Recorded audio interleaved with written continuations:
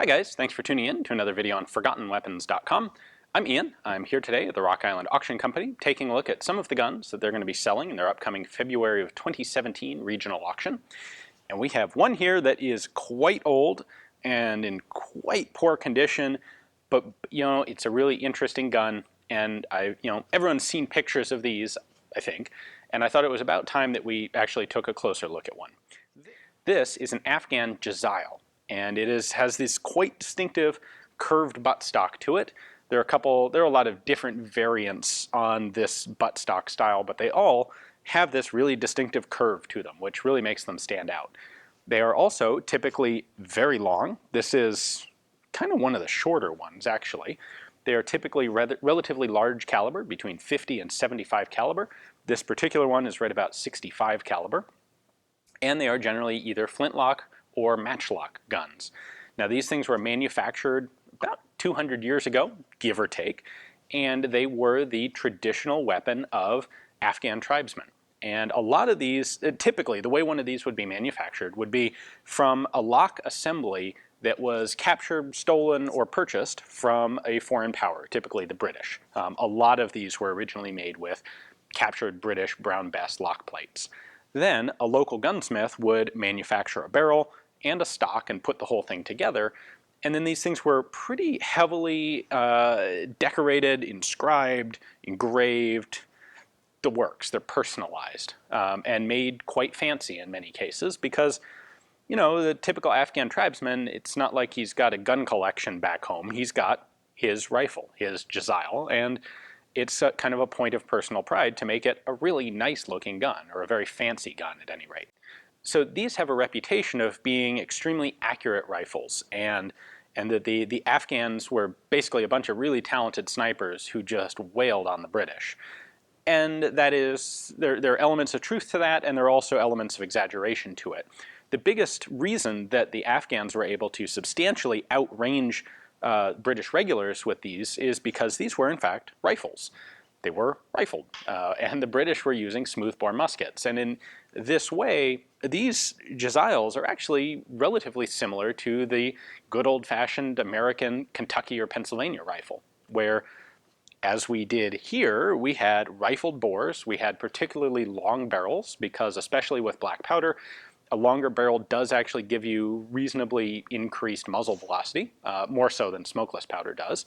And of course, a longer barrel means a longer sight radius, a larger distance between the rear sight and the front sight way out there, which means you have a more precise lineup of the sights. And while it doesn't change the mechanical accuracy of the gun, it does allow you to shoot the gun more accurately in practical terms. So the big difference, other than stylistic, buttstocks and decoration, the big difference between the American Kentucky rifles and the Afghan Jezails is that the American rifles were typically designed around hunting and tended to be relatively small caliber, mid-30s to mid-40 caliber, where the Jezails were entirely meant as military arms and were larger caliber, 50 to 75.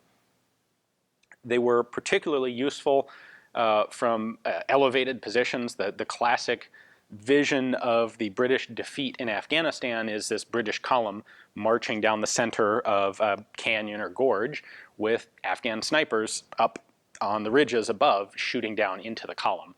And in a position like that, a rifle like this would be a pretty devastating weapon.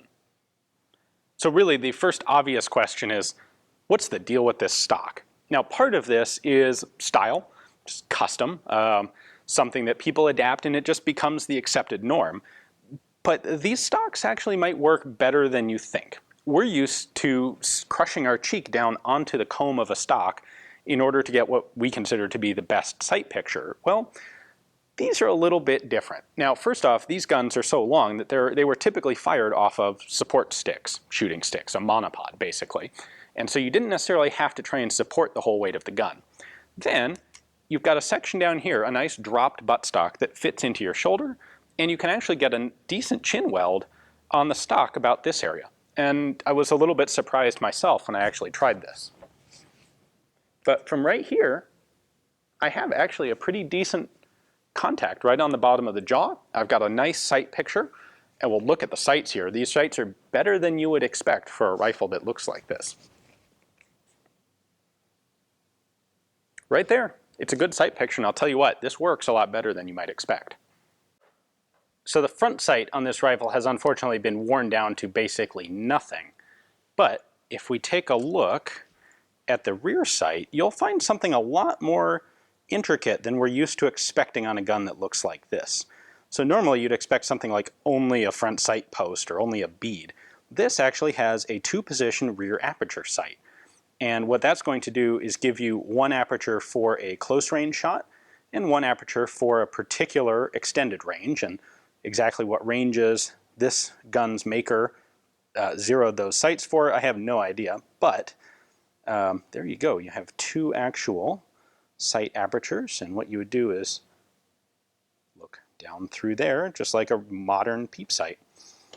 I do have to say, unfortunately, someone stored this rifle like in a box of yellow closed cell foam, and this rifle is now covered in little fragments of detritus of foam, so excuse it that. Here's a better view of the bore. You can see the front sight there is just a nothing, but there's our rifling. You know, this wasn't exactly manufactured by Holland & Holland, but it was well enough rifled to get the job done. So when you're looking at guns of this type, you have to be able to distinguish between legitimate combat rifles and guns that are just made for selling to tourists.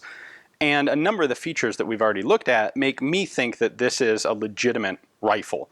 I think the sights certainly do that. The fact that it is a heavy walled barrel that is rifled. A lot of these are made with smoothbore barrels, and that's just not the same thing. We have a date of 1808 on the lock plate here, and a little decorative engraving of a lion there. And then another element that makes me think this is a legitimate rifle is the condition of this poor sling swivel. This has been ovaled out just from probably decades, if not literal centuries, of being carried and used. And if this were a gun just made for the odd tourist, it never would have been carried on a sling that much, and you wouldn't see that kind of wear pattern. The same thing exists here on the rear sling swivel. There is a fragment of a leather sling still attached to it. But again, you can see clear through there. That pin holding the sling swivel in place has just worn itself a really big hole in the back of the stock.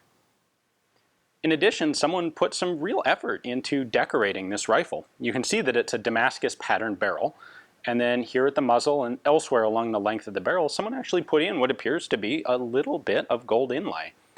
There's a lot of effort or time put into the cleaning rod here.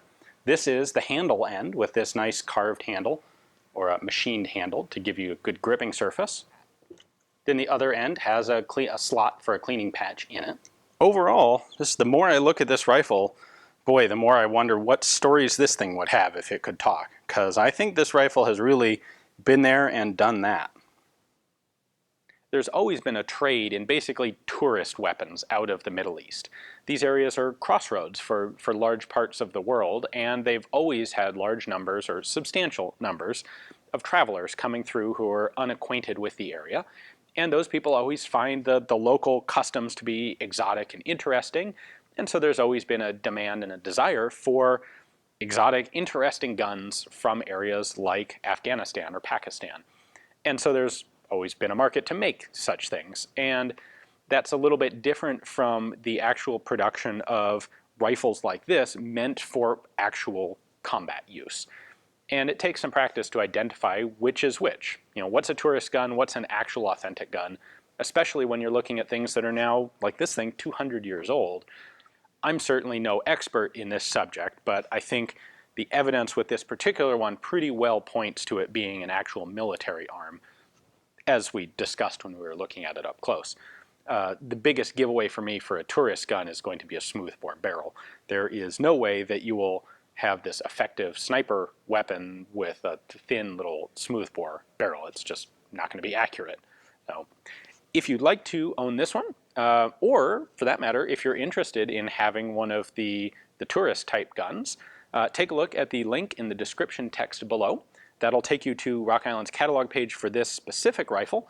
And if you're interested in the tourist guns, do some searching for Jezail or Afghan in the catalog. There are several of those in this auction as well. And anyway, the catalog page will show you Rock Island's pictures and description and price estimates, and you can place bids on one or any that you are interested in right there through their website. Thanks for watching.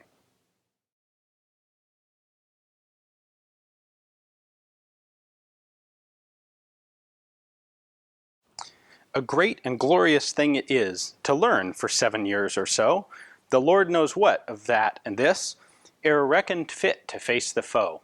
The flying bullet down the pass that whistles clear, all flesh is grass.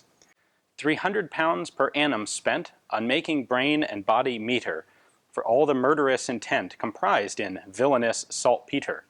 And after, ask the Yusufzis what comes of all our ologies. A scrimmage in a border station, a canter down some dark defile, 2,000 pounds of education drops to a 10-rupee Jezail. The crammer's boast, the squadron's pride, shot down like a rabbit in a ride. No proposition Euclid wrote, nor formula the textbooks know, will turn the bullet from your coat, or ward the tulwar's downward blow. Strike hard, who cares? Shoot straight, who can? The odds are on the cheaper man. One sword knot stolen from the camp will pay for all the school expenses of any Coram Valley scamp who knows no word of moods and tenses, but, being blessed with perfect sight, picks off our messmates left and right. With homebred hordes the hillsides teem, the troopships bring us one by one, at vast expense of time and steam, to slay Afrides where they run. The captives of our bow and spear are cheap, alas, as we are dear.